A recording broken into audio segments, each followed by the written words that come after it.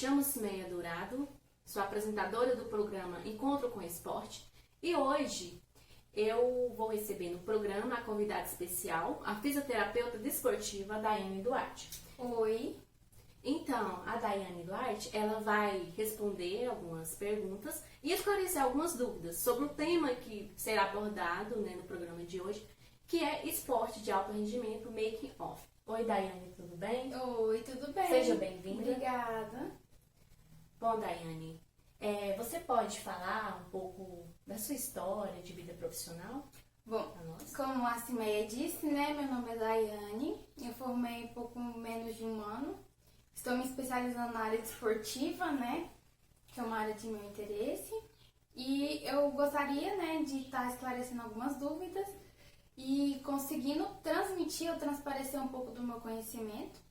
E assim, poder ajudar a conhecer um pouco do mundo do esporte, que talvez vocês não conheçam, não sabem, ou tem algumas dúvidas que ainda são obscuras. E é isso. Bom, pessoal, devido a essa situação que estamos vivenciando, a pandemia, o Covid-19, estamos mantendo esse distanciamento e com todas as precauções, o álcool em gel. E Daiane se sinta acolhida, mesmo com esse distanciamento. Obrigada. Mas sinta acolhida por nós aqui do programa. Obrigada. Bom, chegaram algumas perguntinhas, dos nossos seguidores nas redes sociais, no Twitter, no Instagram. E eles têm dúvidas sobre esse tema que será abordado hoje no programa, que é esporte de alto rendimento. E eles estão interagindo bastante com nós aqui do programa. E a primeira perguntinha é que, ao considerar o esporte de alto rendimento, o que deve ser questionado? Bom, o que deve ser questionado são os parâmetros. Os parâmetros são divididos em 3 subfases, que são as iniciais, desenvolvimento e encerramento. Para quem quer ser um atleta de carreira profissional ou ter o esporte de alto rendimento como profissão, esses são os 3 parâmetros fundamentais que esse atleta deve ter. Correto, muito bom, interessante, saber quais são. Porque muitas das vezes o atleta ele busca não só ter aquele esporte como um hobby, ele quer trabalhar com aquilo, que às vezes chamamos de trabalhar com aquilo que a gente gosta, Então isso é interessante a gente saber, levar em pauta, que seja essa atuação do esporte de alto rendimento como profissão. Correto, Daiane. A próxima perguntinha é como funciona o esporte de alto rendimento, e no sistema esportivo brasileiro? Bom, no Brasil, o esporte de alto rendimento ela ainda está em desenvolvimento. Correto. Em vista de países mais desenvolvidos, como Rússia, China, Japão, Estados Unidos, que eles priorizam mais o esporte, ou às vezes priorizam mais a carreira esportiva como prioridade. A gente ainda não mas seremos, um dia. Com certeza. Mas recentemente houve uma evolução, que o governo ele pretende levar isso em pauta, trazendo as 3 vertentes do governo, trazendo para a escola, para todos e principalmente no alto rendimento, que é uma das principais modalidades esportivas na carreira que a gente tem. E isso é importante, o governo preocupar com isso, porque traz incentivo, traz influência logo cedo na vida desse indivíduo. Com certeza. Mas certo, que a gente tem que ter as precauções, Sim. Tem que ter acompanhamento com profissionais adequados, fisioterapeuta, educador físico, tem que estar acompanhando essa pessoa desde longo prazo. Desde o início. Isso. Com certeza. Bom, outra perguntinha, Daiane, dos nossos seguidores, eles querem saber, o que é necessário para que um atleta se torne competitivo? Bom, é complicado essa pergunta, mas a gente leva muito em conta a questão do treinamento. Esse atleta ele tem que ter um treinamento exaustivo logo de início, isso quando adulto, Lembrando, quando ele já é adulto, ele tem que ter uma rotina de treino intensa. Ou seja, o que é uma rotina de treino intensa? O atleta ele tem que se submeter e estar disposto a fazer treinamentos que vão a um nível excelente. Ou seja, você não pode ser bom, regular Tem que ser ótimo ou excelente. Não tem essa divisão. Então, com isso, traz preocupações, né? Que aí esse atleta vai estar mais propenso a ter lesões, tanto traumáticas, tanto as crônicas. Correto. E essas lesões, o que são lesões traumáticas ou lesões crônicas? Nossa, Pode interessante diferenciar pra essa nós, pergunta. por favor? Muito atleta às vezes não sabe, às vezes as pessoas que não são muito interessadas, às vezes gostam do esporte, mas não sabe essa questão que é importante, né? Toda coisa boa tem seu lado ruim. Então, aí tá aí as questões das lesões. As lesões, as traumáticas, são aquelas que acontecem de imediato, ou seja, quando um músculo rompe ali na hora, quando um tendão rompe ali na hora, um ligamento rompe ali na hora, e também questões de fraturas ósseas, né? As traumáticas são as de imediato, como eu repeti anteriormente. As crônicas, elas já são aqueles microtraumas repetitivos, que todo dia, toda vez que você vai treinar ou fazer uma competição, você está propenso a ter essa lesão repetitiva. Correto. Uma artrose, uma tendinose, tudo são lesões crônicas. Isso. Correto. Muito interessante saber essa diferenciação, né, das lesões. Isso, verdade. Muito bom. Daiane, outra perguntinha interessante.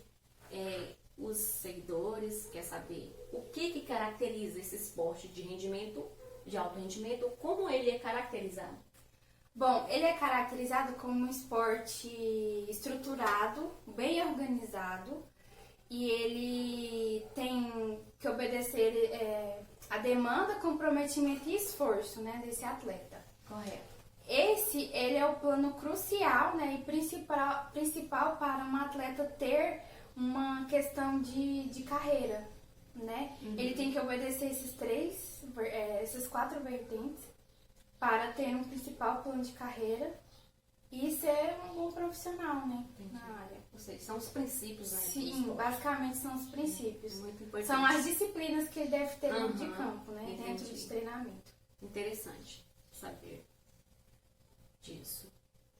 Outra perguntinha quais são as fases, né, da carreira esportiva? Bom, a carreira esportiva ela é dividida em 3 fases, né? Acho que eu já cheguei nesse assunto um pouco antes. Sim. Aí agora as 3 fases são o desenvolvimento de habilidades requisitadas, né? Ou seja, aí o profissional vai ver qual que é a melhor desenvolvimento, qual que é a melhor habilidade dele, que vai diferenciar ele das demais, né? Dos demais atletas e tudo mais. A especialização a gente vai focar naquilo que é habilidade, que é habilidoso para esse atleta. E a gente tem a pós-carreira, que é o encerramento, né? Que acho que é a parte mais, vamos dizer, mais triste. Talvez para o jogador, porque todo mundo sabe que o jogador, o atleta, ele abandona a carreira cedo. Então, às vezes, ele tem que aposentar necessariamente precoce. Às vezes, não é o momento deles. Porque, muitas das vezes, o atleta, ele não tem mais de 40 anos de carreira, mais de 50 anos. Ele abandona não que abandona por querer, mas ele abandona precocemente esse esporte. E isso pode dificultar o relacionamento dele, não entendendo. Aí a gente já entra com um psicólogo para tratar esse atleta, para tratar esse psicólogo desse atleta. E tem muitos atletas que têm muita dificuldade, então por isso que a gente tem que trabalhar, ter uma equipe multiprofissional para esse atleta se desenvolver melhor em certas situações que a carreira coloca em risco, né? Infelizmente, Infelizmente. Né? Eles finalizam a carreira precocemente, devido às lesões, né? Que Sim, vem valeu lembrar disso. Tem muitas lesões, principalmente de ligamentos, essas coisas. Aí tem que se submeter a cirurgias, aí tem a recuperação que às vezes é lenta, tem a questão do tempo de repouso. Muito atleta não entende. Verdade. Aí, tipo, quer voltar rápido, quer jogar tal coisa, quer fazer tal dia e tem que estar bom. Então, então, às vezes, isso eles têm dificuldade de compreender isso, e é interessante a atuação do psicólogo. Sim. Às vezes querem até exceder o limite, né, do seu próprio corpo, aí acaba sofrendo. Sim, acaba sofrendo futuramente, né? Esse é o problema. O problema é isso, né? Quando você é novo, não vê tantas coisas. Com certeza. Às vezes, quando vai lesionando demais, ficando mais velha, aí a coisa complica mais um Com pouquinho. certeza. Muito interessante essa parte.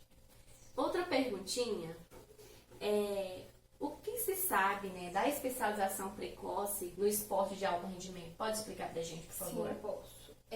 No Brasil, ainda não tem, como eu disse na outra pergunta, a gente não tem essa prioridade ainda, mas em países como China, Japão, eles têm essa preocupação logo cedo. Eles botam as crianças, né? Ou seja, a especialização precoce nada mais é do que você botar uma criança antes da puberdade, ali na fase pré-escolar, dos seus 3, 4 anos de idade, já para fazer esporte de alto rendimento, entendeu? Eles priorizam muito essa questão do esporte de alto rendimento precocemente.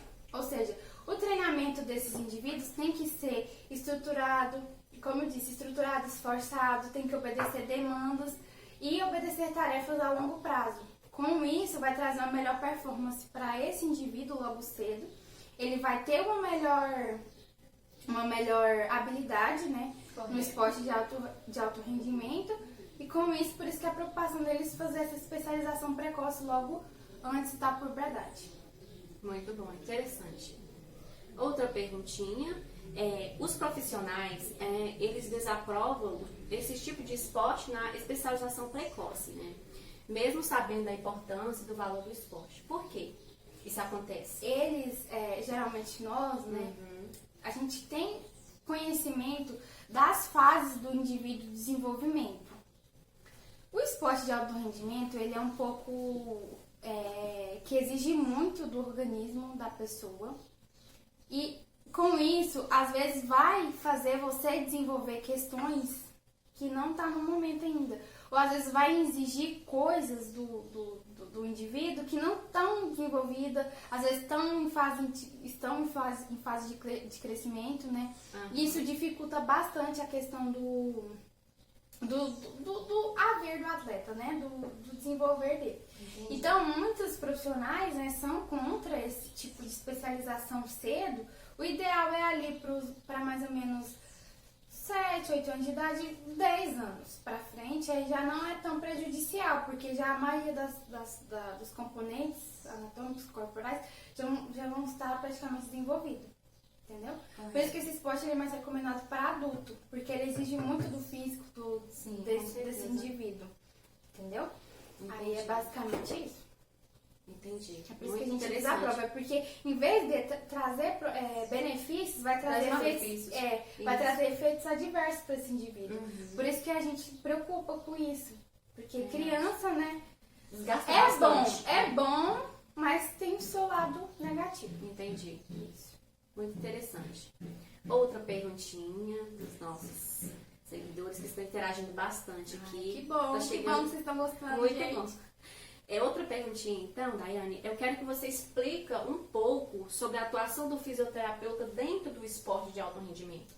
Bom, o fisioterapeuta, né, nós, obrigatoriamente a gente tem que conhecer o esporte. O que caracteriza aquele esporte, como ele funciona, qual é a ideia central desse esporte. Segundo, conhecer a metodologia de treino do educador, do treinador físico, para cada atleta. E terceiro, a gente tem que conhecer a tolerância de cada organismo do atleta. Não adianta a gente querer que um atleta X faça igual um atleta Y, sendo que o atleta X faz até um determinado nível e o Y não. Entendeu? A gente não pode comparar isso. A gente tem que saber individualizar. Cada atleta é um atleta, cada organismo é um organismo e etc. E as funções básicas do físio é avaliar, prevenir e reabilitar.